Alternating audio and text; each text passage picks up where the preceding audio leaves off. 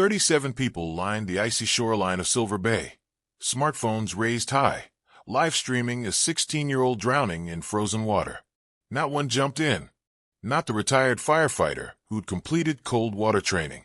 Not the boat club president with emergency gear, just yards away. Not the school counselor who'd mentored this kid last semester. Everyone had explanations. Logical explanations. Safe explanations. Then Maya Torres showed up, 23 years old, living out of a battered 2006 Toyota Corolla with a spiderweb windshield and 203,000 miles on it. She hadn't eaten a proper meal in 4 days. Had lost her paramedic certification 2 years earlier when a prominent physician buried her career to protect his reputation. She had every justification to keep walking. She had nothing remaining to offer. But she'd been a Marine Corps medic, and Marine medics never abandon the wounded, even when standing alone. What unfolded in the next 13 minutes would spark the biggest Iron Brotherhood motorcycle club mobilization Wisconsin had ever witnessed. And the physician who thought he destroyed Maya Torres forever? He was about to discover that some debts demand payment. 6 hours earlier, Saturday dawn, February 3rd, 7:15 a.m., Maya woke in her Corolla's back seat, frost coating the interior windows. Her breath formed white vapor clouds. The donated sleeping bag from the community center wasn't designed for Wisconsin winters, wasn't designed for much of anything. Her fingers had gone numb from cold. Outside, -11 degrees. Inside, maybe 22. Cold enough to be lethal with prolonged exposure. Maya sat up carefully. Every joint protested. Sleeping in vehicles does that. 2 years of it breaks your body in ways you don't notice until movement becomes agony. She'd parked overnight at Riverside Park, public lot, no winter enforcement, walking distance to the community restroom that opened at 5:30 a.m. But she'd overslept badly.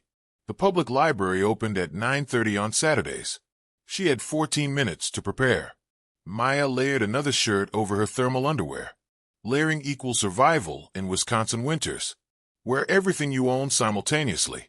Her phone, cracked Galaxy S8, battery at 6%, showed 2 voicemails from unknown callers. Probably debt collectors. She'd stopped responding 18 months ago. She grabbed her backpack. Inside, spare clothing, toothbrush, basic toiletries. Everything else she possessed filled the trunk, which wasn't much. The walk to the restroom was 40 yards. Felt like 40 miles in this brutal cold. Maya's lungs burned with each breath. The wind off the bay sliced through her thrift store jacket like it was tissue paper. Because essentially it was. Inside the restroom, she brushed her teeth, washed her face in frigid water, changed her top layer, applied deodorant, pulled her dark hair into a functional ponytail. She studied her reflection, 23 but appearing 40. Pronounced cheekbones from inadequate nutrition. Skin pallid from 2 years without sunlight that wasn't spent searching for safe parking. But her eyes revealed the real damage. They belonged to someone who'd stopped anticipating good outcomes. Maya touched the small shape in her jacket's inner pocket, her Marine Corps medic insignia. Bronze, 2 inches across, from boot camp 7 years ago. She carried it everywhere daily. It was her only remaining proof she'd mattered once. What happened next would change everything. But first, Maya had to survive another frozen day, and a teenager was about to run out of time on that ice. Maya left the restroom at 7:48 a.m. 11 minutes to reach the library before opening. The route took her past Community Grace Church, beautiful stone structure, elegant stained glass, welcoming sign out front. Maya had tested that welcome 5 months earlier. She'd attended Sunday service, sat quietly in back, simply wanted warmth for 60 minutes, wanted proximity to people who wouldn't fear her. Afterward, she'd approached the volunteer coordinator, inquiring about shelters with availability. The woman, 50s, wearing a gold cross, kind expression that shifted cold rapidly, had examined Maya like a problem requiring solutions. "We operate a homeless outreach initiative," the woman explained, "but it's designed for individuals genuinely committed to self-improvement. Are you actively job-seeking? Have you submitted applications?" Maya had swallowed hard. "I'm a certified paramedic. Lost my license. Working to get reinstated." "Well, that's precisely the issue, isn't it?" You must accept accountability for your decisions. Maya had departed, never returned. Walking past that church now in negative 11-degree weather, Maya felt identical to that day. Invisible. Not merely unseen, erased. The library opened at 9:30 a.m. Maya waited at the entrance. She spent the following 7 hours identically to every day. Reading, maintaining warmth, charging her phone at public outlets, using facilities, avoiding eye contact with anyone who might recognize her. Because some people did recognize her. Silver Bay wasn't enormous. 2 years ago, Maya Torres had been somebody, Marine veteran, recent paramedic graduate employed at Silver Bay Regional Hospital. Future spreading before her. Then Dr. Vincent Crawford happened. Maya tried avoiding those memories, but surrounded by medical journals she couldn't utilize. Remembering proved difficult. November 8, 2022. Marcus Patterson, 51, arrived at emergency at 10:45 p.m. reporting chest pain. Maya had been his attending paramedic, documented everything meticulously. Blood pressure severely elevated, profuse sweating, pain radiating down left arm, textbook cardiac event presentation. She'd informed Dr. Crawford, recommended immediate EKG. Crawford had reviewed the chart 30 seconds, declared it panic attack, instructed Maya to administer lorazepam and discharge the patient. Maya had documented her concerns, written explicitly in the chart. Paramedic assessment indicates possible cardiac event. Strongly recommend EKG and cardiac enzyme panel. Crawford overruled her. Sent Marcus Patterson home. 7 hours later, Marcus Patterson died from massive myocardial infarction in his bedroom. His husband discovered him at 5:30 a.m. The family filed suit. The hospital settled for $920,000. And Dr. Crawford, decorated Navy physician, chief of emergency services, state medical board member, blamed Maya entirely. He testified Maya provided incorrect patient information, claimed she told him the chest pain was anxiety-related, stated she appeared impaired during shift, that he detected alcohol on her breath. Complete fabrications. But whom would the medical board believe? A decorated physician with 23 years experience or a 21-year-old paramedic fresh from certification? Maya's license was revoked April 2023. She lost employment, lost her apartment, lost her vehicle payments, lost her future. By July 2023, she lived in the Corolla. And Dr. Crawford? He received promotion, purchased a BMW, resided in an $850,000 lakefront property, while Maya froze in parking lots. At 3:15 p.m., Maya's stomach cramped with hunger. She hadn't eaten since yesterday afternoon. Half a sandwich recovered from a restaurant dumpster. She had $4.73 in her checking account. Insufficient for meals. Insufficient for anything. She ignored the hunger. She'd mastered that skill. At 4:30 p.m., the library announced 30-minute closure warning. Maya collected her belongings, charged her phone to 21%. Marginal improvement over 6%. She stepped outside into darkness and cold that felt like physical assault. The walk to her car covered 4 blocks. She chose the lakefront path, longer but scenic. Sometimes viewing the water helped, reminded her the world exceeded cars and parking lots. That's when she heard the sirens. Multiple emergency vehicles screaming past. Police, fire trucks, ambulances, converging toward the waterfront. Maya's medic training activated automatically. Major casualty event. Mass emergency. She should continue walking, return to her car, maintain warmth, stay invisible. Instead, her feet carried her toward the sirens, toward Riverside Park, toward the gathering crowd. The decision she was about to make would either save a life or end hers. And 37 people were about to learn what courage actually costs. Maya pushed through the crowd.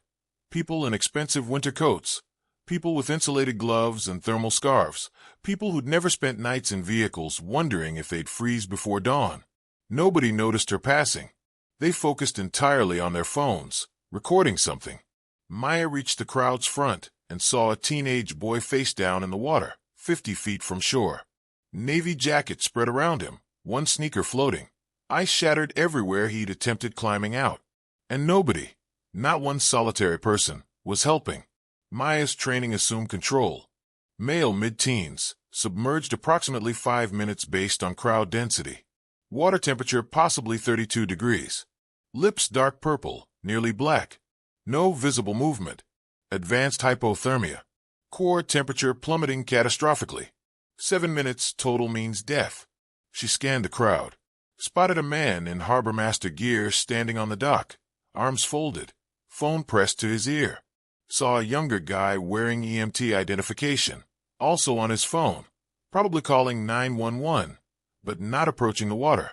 Saw a woman Maya recognized, Mrs. Chun, her former guidance counselor, holding her phone high, recording. 37 people. Not one in the water. Maya looked at the boy, looked at the crowd, looked at her hands.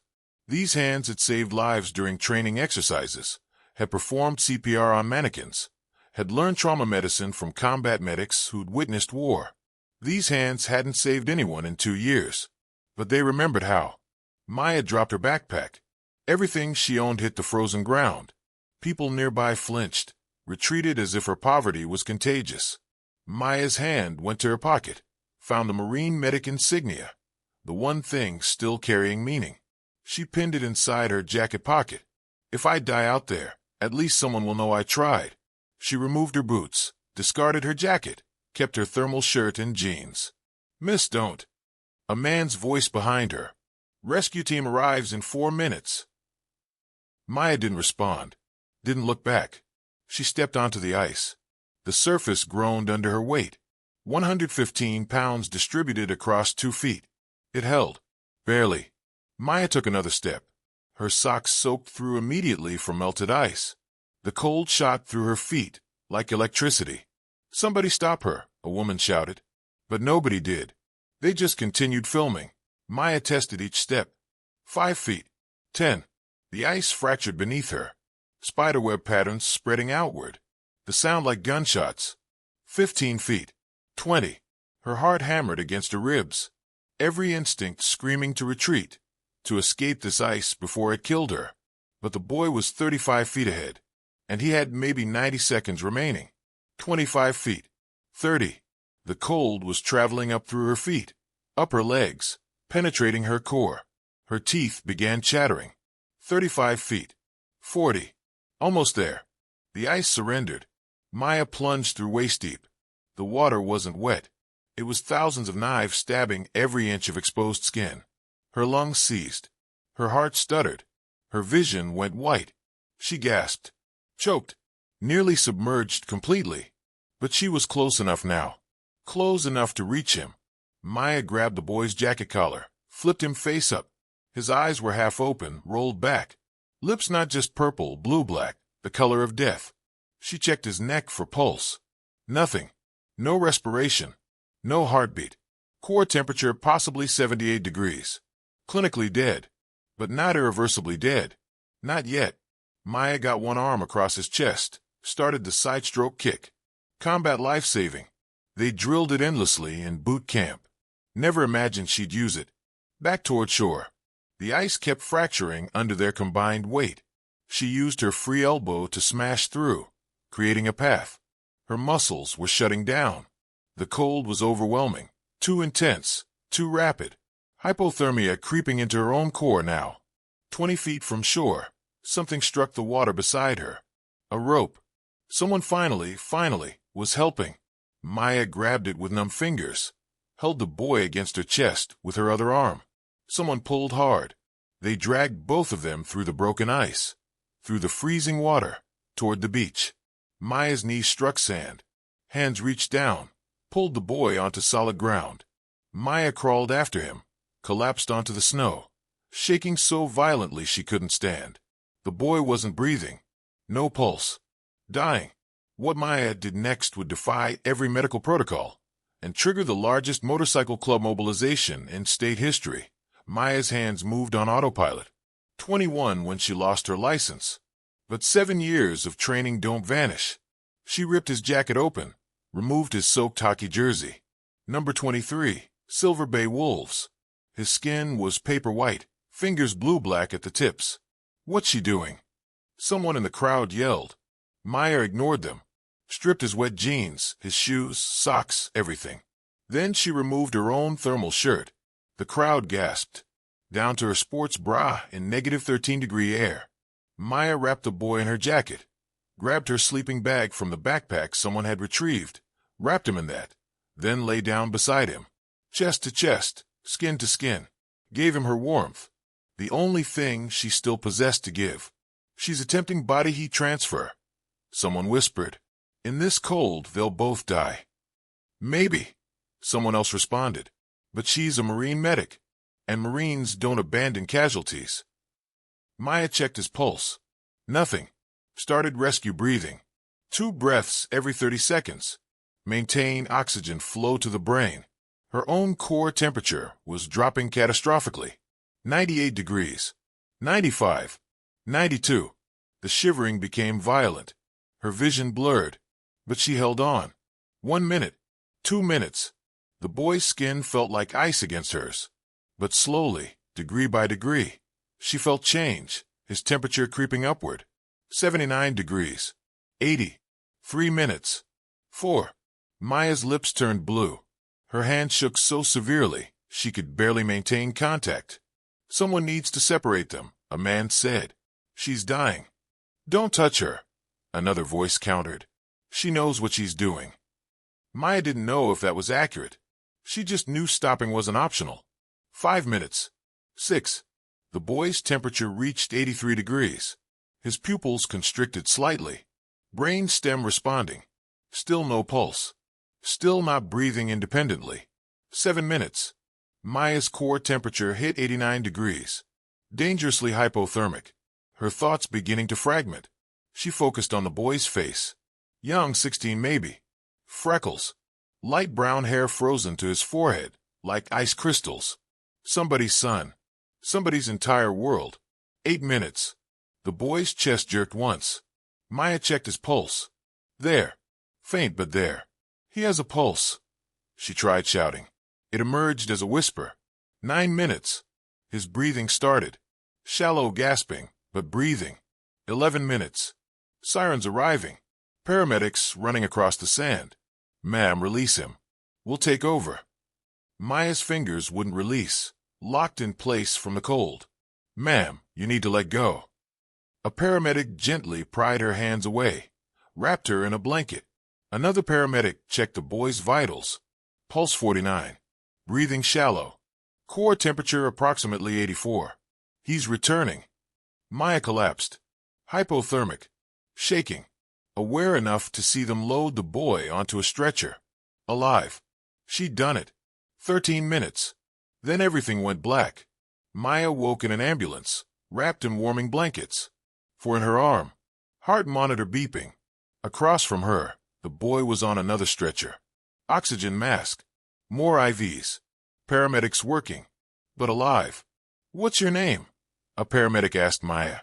Maya. Maya Torres. Are you family? No. Then why? Maya looked at the boy, at the stranger she'd nearly died for. Because nobody else did. The paramedic followed her gaze to her soaked jeans draped over the bench, to the Marine medic insignia pinned to the pocket. You kept that badge all this time. Maya's voice was barely there. It's who I am. At Silver Bay Regional Hospital, they wheeled Maya into the ER. The same ER where she'd worked 2 years ago. The same hallways she'd walked as a paramedic. Now she arrived as a patient. A homeless patient. The nurse checking her and was young, maybe 27. Maya didn't recognize her. Name Maya Torres. The nurse typed, paused, looked at the screen, looked at Maya. You were a paramedic here. Not a question. I was. What happened? Maya closed her eyes. Dr. Crawford happened. The nurse's expression shifted. Something flickered across her face. Recognition maybe, or understanding. I'm sorry, the nurse said quietly. I've heard stories. Maya had saved a life, but 37 people had captured it on video, and those videos were about to go viral, which meant Dr. Crawford's past was about to catch up with him. Rick Morrison received the call at 4:12 p.m. He was at the clubhouse, road captain meeting, planning a veterans charity ride for April. His phone rang. Unknown number. Yeah, Mr. Morrison, This is Silver Bay Regional Hospital. Your son Tyler was brought in by ambulance. He's stable, but... Rick didn't hear the remainder. Was on his bike in 20 seconds. The hospital was 7 miles distant. Rick covered it in 3 minutes, parked in the emergency bay, ran inside, found the ER desk. Tyler Morrison. Where is he? The clerk checked. Trauma Bay 4. But sir, you can't. Rick was already moving through the double doors, down the hallway, following the signage. He found Tyler behind a curtain, surrounded by equipment, oxygen mask covering his face. But awake. Alive. Rick's knees nearly buckled. He walked to the bed, grabbed Tyler's hand. His son's hand was cold. So cold. Dad. Tyler whispered under the mask. I'm here. Right here. A doctor appeared. Dr. Martinez. She introduced herself, explained what occurred. Your son fell through ice at Riverside Park. He was submerged approximately 5 minutes. Core temperature dropped to 78 degrees. He was clinically dead when he reached shore.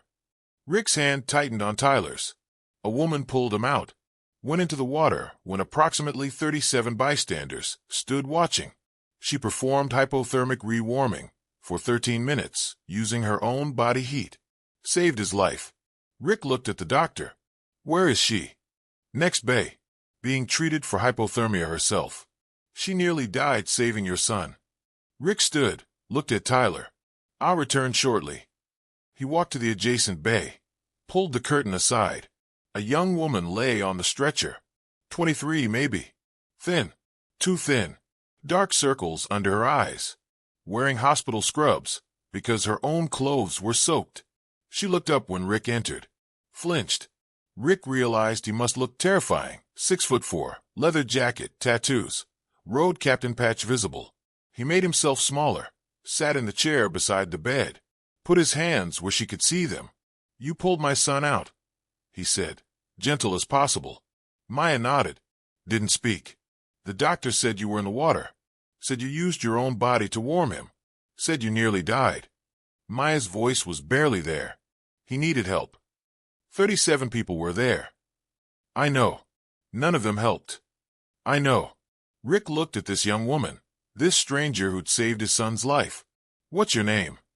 Maya. Maya Torres. Maya. Rick extended his hand. I'm Rick. My brothers call me Reaper. And I need you to understand something. You saved my son's life. That means I'm in your debt. Blood debt. You understand. Whatever you need, anything, you tell me and it's done. Maya looked at his hand, then at his face. She wasn't reaching for it. Rick understood. Someone had hurt her, made her afraid of men's hands. He lowered his hand, didn't push. I don't need anything, Maya said. Everyone needs something. Maya laughed, bitter, broken. You can't help me. Try me. She looked at him for a long moment, deciding. Then she told him everything. Dr. Vincent Crawford, the patient who died, the falsified records, the medical board testimony claiming she was intoxicated on duty, the $920,000 settlement that blamed her, the revoked license, the 847 days living in her car. Rick listened without interrupting, his jaw getting tighter, his hands curling into fists. When Maya finished, she said, So you see, there's nothing you can do. Crawford is untouchable. He's chief of emergency services, state medical board member, decorated Navy physician. Who's going to believe a homeless woman over him? Rick stood. Nobody's untouchable, he said. Give me 48 hours. What happened next would become legend among motorcycle clubs across the Midwest. Continue to part 6 for the explosive conclusion. When 104 bikers faced down a corrupt system and proved that justice doesn't require a courtroom. Rick made one call. Within 36 hours, 104 motorcycles filled the clubhouse parking lot, the largest single mobilization in Wisconsin Iron Brotherhood history. Rick stood before them, told them everything. The ice, the drowning, the 37 people filming, Maya going in, 13 minutes of body heat transfer. Tyler alive because one homeless woman had more courage than everyone else combined. Then he told them about Crawford, about Maya, about 847 days in a car. When he finished, his Uncle Hammer, 70, founding member, stood. What do we need? Evidence, Rick said. Witnesses. Documentation. We build a case so solid that Crawford goes to prison and Maya gets her license back. They worked 48 hours straight. Former Detective Marcus Webb led investigation. They found financial records, hospital complaints, patterns of behavior. They discovered 3 previous victims. Lieutenant Sarah Kim, dishonorably discharged after Crawford blamed her for his surgical error in Afghanistan. Dr. James Chun, residency terminated after discovering Crawford's Medicare fraud.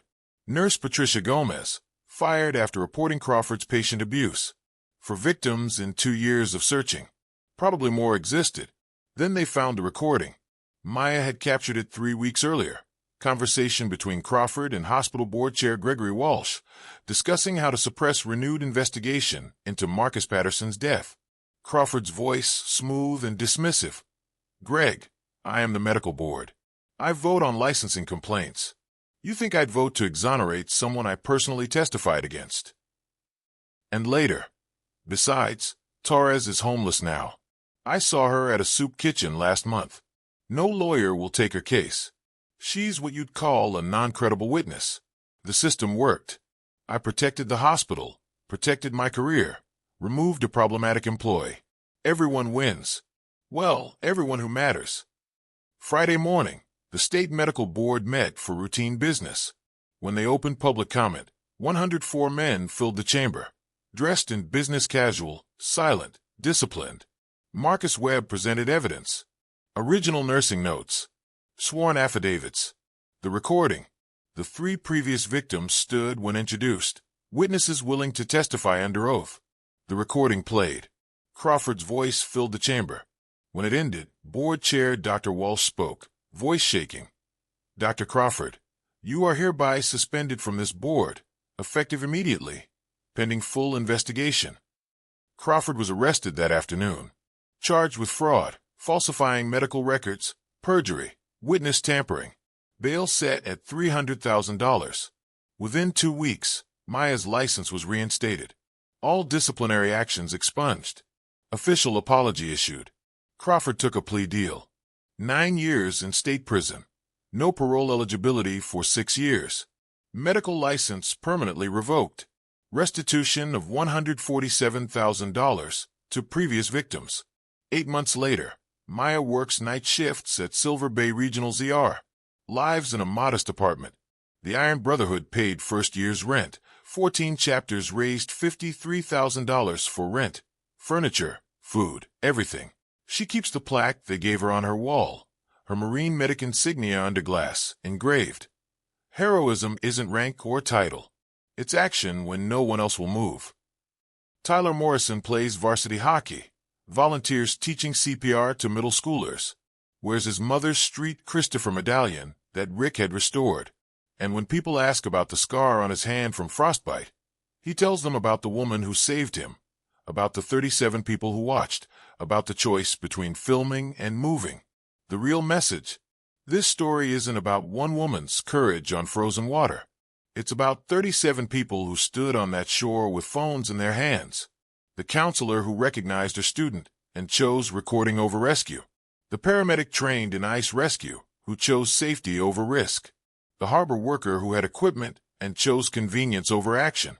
37 people made a decision that day. They decided someone else would handle it. Maya Torres made a different decision. She decided that waiting was the same as killing. That inaction was a choice. That courage meant moving when your hands were shaking and your brain was screaming to stop. She wasn't stronger than those 37 people. She was 23 years old, homeless, starving, had nothing left to risk except a life she wasn't sure was worth living anymore. But she moved anyway, and that movement changed everything. What you can do today. There are Maya Torres everywhere. Young people destroyed by systems protecting the powerful. People living in cars and shelters, while those who wronged them sleep in expensive houses. Here's what you can do. First, pay attention. Notice when someone's losing weight they can't afford to lose. Question when good employees suddenly disappear. Second, ask uncomfortable questions. Are you okay? Is a start. What really happened? Is better. I believe you. is sometimes all someone needs. Third, call the hotlines. Child abuse, 1-800-422-4453. Domestic violence, 1-800-799-7233. Workplace retaliation, your state labor board. Fourth, listen when someone's voice shakes. When someone tells you something impossible, actually listen. Fifth, be willing to be the only one. Sarah went into that water alone. You might have to make the call alone, file the report alone, believe the victim alone. Do it anyway. Because here's the truth. The next Maya Torres might be in your town. The next Tyler Morrison might be at your local lake. The next 37 bystanders might include you. When that moment comes, you have a choice. Will you film, or will you move?